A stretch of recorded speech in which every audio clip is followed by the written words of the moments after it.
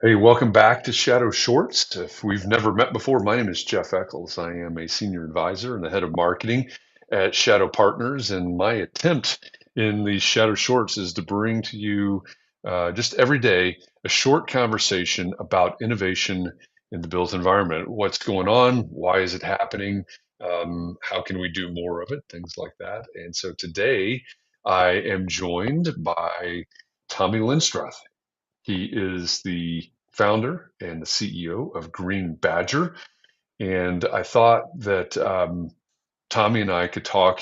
It's obviously related to their product, to their Green Badger product. But one of the things that I noticed as I was reviewing their materials, I was looking at their website, was this talk of the complexity of compliance. And if you don't know this, my background is architecture. I've spent 20 some odd years in A and AE firms. And I understand the submittals and the compliance. And when Tommy talks about the complexity, I say, yeah, it's over the course of my career, it got more and more complex. So first of all, Tommy, thank you for joining me today. And how how has compliance changed, and what was the tipping point for you when you said, "Hey, enough is enough. This is getting really complicated. We need to do something about it." Sure, Jeff, and thanks for having me. Just the word compliance, nobody has a good connotation when you say that. This is Nobody's true. like, fun, like, let's go out. What do you want to do this Friday night? Let's go out. Compliance, right? Like, it always means that if you're doing something, if you're not in compliance, right, something's bad. And in the built environment, you got enough to worry about, right? We have building code compliance, you've got OSHA compliance, you've got safety compliance, and now we focus on sustainability compliance, and that's just one more added level that the design team and the construction team need to be mindful of, because it is a requirement, whether it's an owner requirement, a contractual obligation, or a regulation. And like anything else with compliance, right, people don't just take your word for it.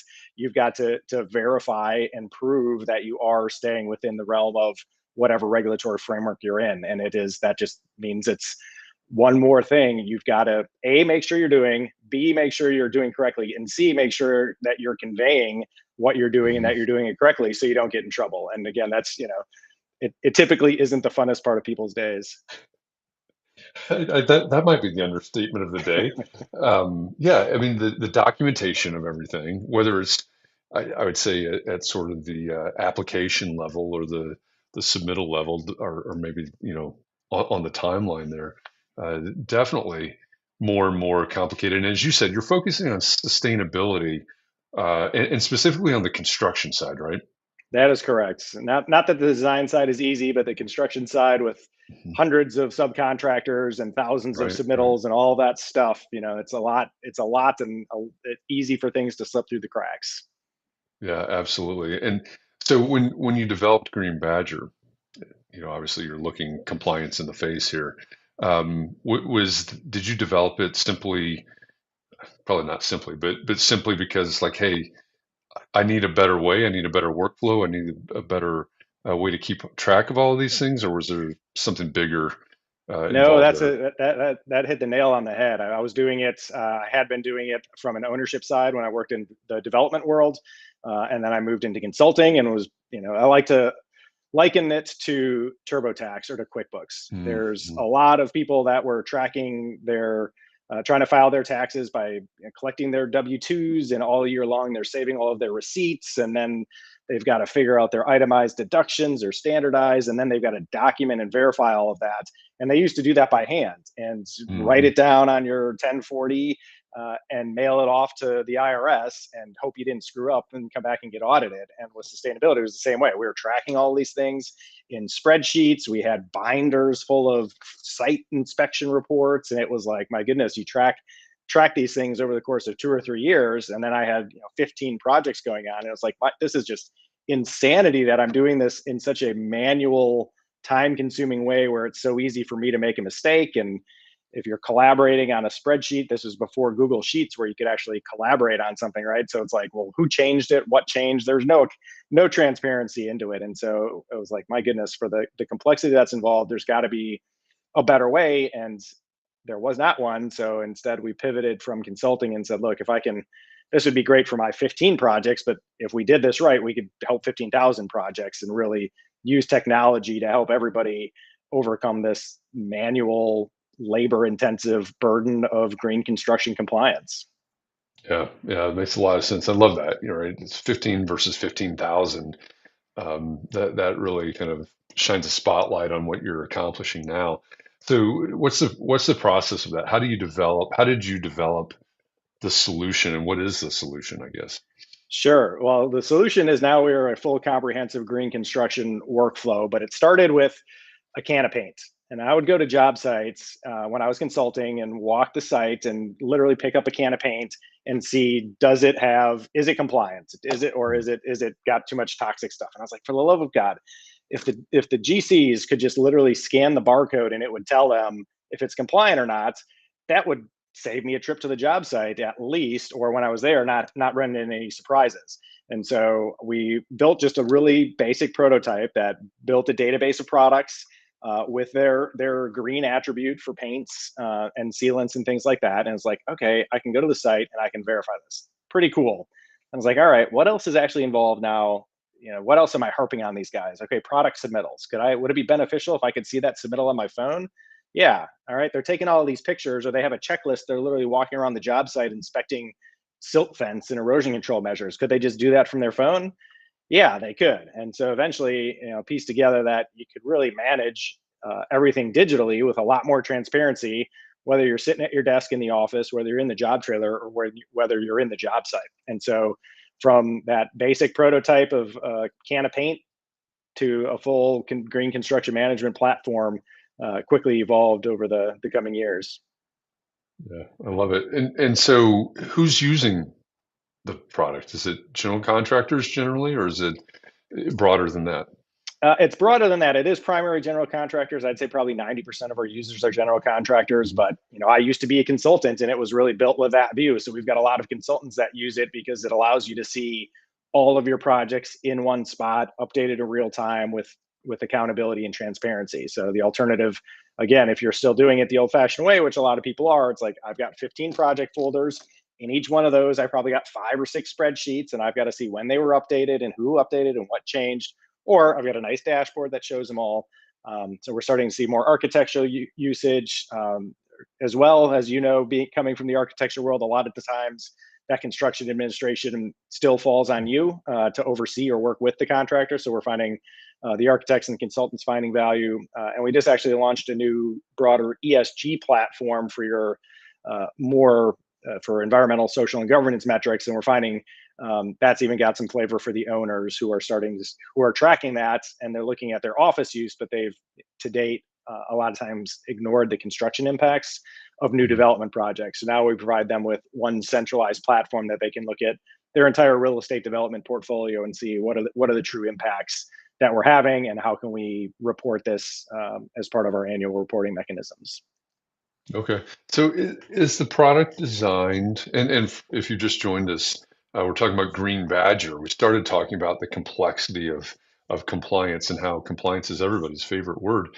Um, and we've evolved from there to talking about Green Badger. It's the product that we're talking about, and automating or at least systematizing the idea of compliance. So when when you're talking about the different dashboards and the different reports, et cetera, is it aimed at the jurisdictional level, or is it my internal systems that I'm working on, or is it specific to anything, or is that just something that I can specify in the dashboard somehow? It started out built around a third-party green building framework called LEED, which is Yeah. the most widely established third-party green building rating system in the world. So at the end of the day, to get a LEED certification, which is required on most publicly funded and state-funded projects, as well as pretty much anything from a Fortune 500 company, require these on their facilities. So it's common in the marketplace, but it's a contractual obligation. So at the end of the day, our system, as I mentioned with TurboTax, like we package all of that up so it Mhm. can get submitted to the regulatory body, which in this case is the U.S. Green Building Council. It's in their formats, their templates, their calculators that Got they it. require. So you can literally hit export, send it to them, and then they take it to do their audits and their reviews from there. Yeah, that's great. I love that.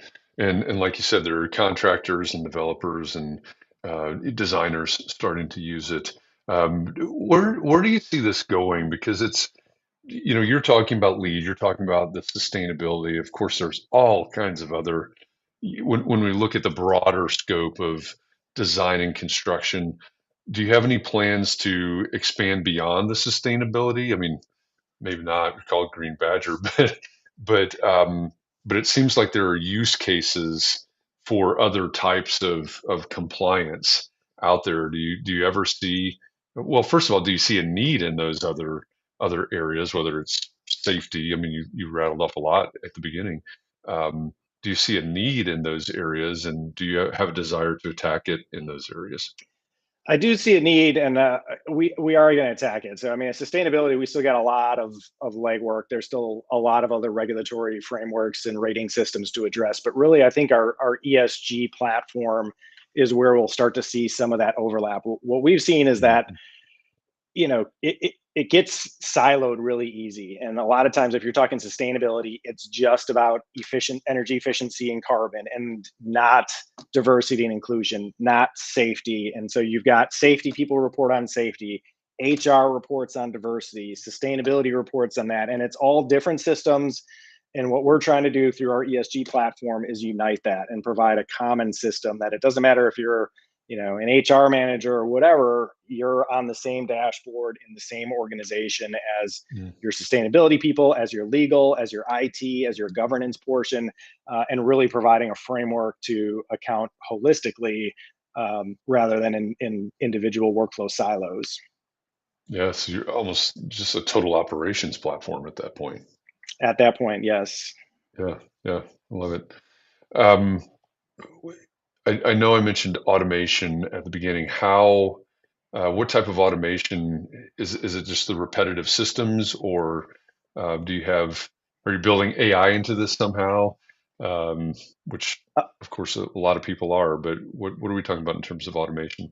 Sure. So a lot of it comes from the workflow itself. So you mentioned submittals a couple times. On the lead side of Mhm. things, submittal review and providing correct submittal data is a huge part of it. And unfortunately, that's also that tends to be the most challenging part. And a lot of revise and resubmit or rejected submittals, or it's missing this, that, and the other thing, and then it goes back to the sub and it just delays everything, and then you still end up with incomplete information. So what we've done is built a robust product database that can eliminate that portion of the submittal process. So instead of having to go out and have the sub go to their vendors and manually compile all this information and send it through your submittal review process and then get deconstructed so you can record all of the lead specific information, all you got to do is pick, I'm using Armstrong Calla ceiling tile. Boom, it's done. All of that happens automatically. It provides you all of the product data. It provides you all of the lead attributes, all the sustainability attributes in the format it needs to be in.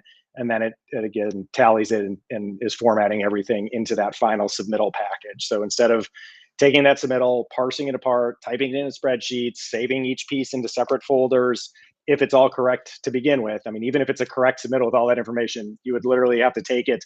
Your ceiling tile submittal is going to have 600 pages, of which you need 10 from a lead side of things. So you got to pull those out. You got to read and determine what attribute, what recycled content does it have. I don't know. I got to go through 600 pages and find it. I've got to type it in a spreadsheet. I've got to save all that information so that at the end of the day I can submit it. So we eliminate that. So that's our biggest automation, is just instantaneous product verification and validation, and then really just automating that your submission to the U.S. Green Building Council, because it puts it into all of the forms and templates you need it to go into. Yeah, yeah, that sounds incredibly useful to me.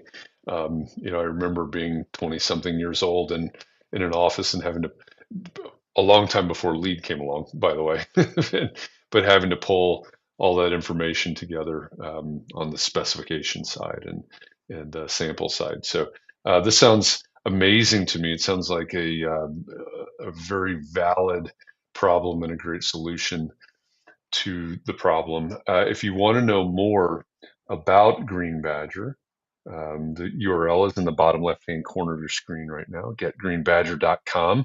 And of course, you could reach out to Tommy on LinkedIn, or just go through the website and connect with somebody over there at Green Badger. And if these kinds of conversations are interesting to you, first of all, we'll be back tomorrow with another of these shadow shorts, just short form conversations about one idea, one big idea every day.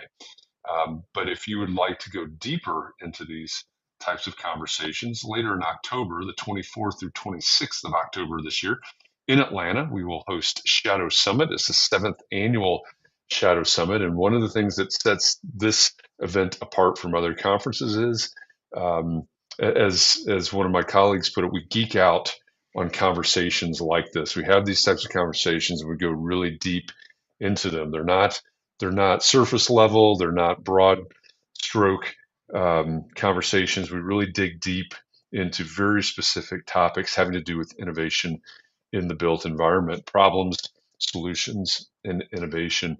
And as our CEO, KP Reddy, put it, the Shadow Summit 2023 will be a Cliffs Notes version of everything that's happened this year in terms of innovation for the built environment, and a preview of what you would need to plan for and budget for 2024. So if any of that sounds like something that you need, go to shadowsummit.com. We're continually updating that website these days.